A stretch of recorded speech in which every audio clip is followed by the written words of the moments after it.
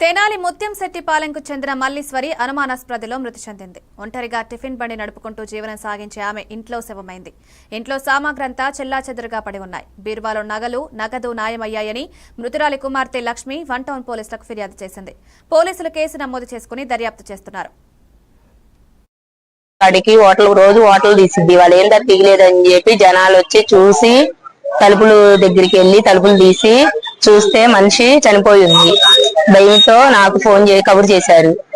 మా తమ్ముడు కబురు చేయగానే నేను వచ్చాను. వచ్చి చూసేటప్పటికి ఒంటి మీద బట్టలు అవన్నీ కొంచెం లేవు, అన్ని సరి చేశాను. గుండె అన్ని చూసి అంబులెన్స్ ఫోన్ చేశాము. ఒంటి మీద వస్తువులు ఏమీ లేవు.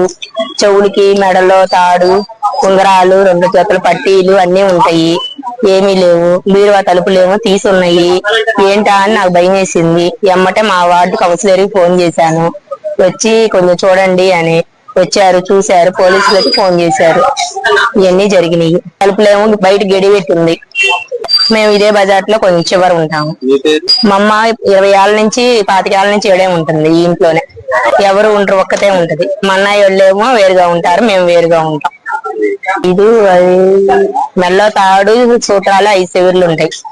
చెవుడికి మాటీలు కలిపి అవి ఒక 1.5 ఉంటాయి.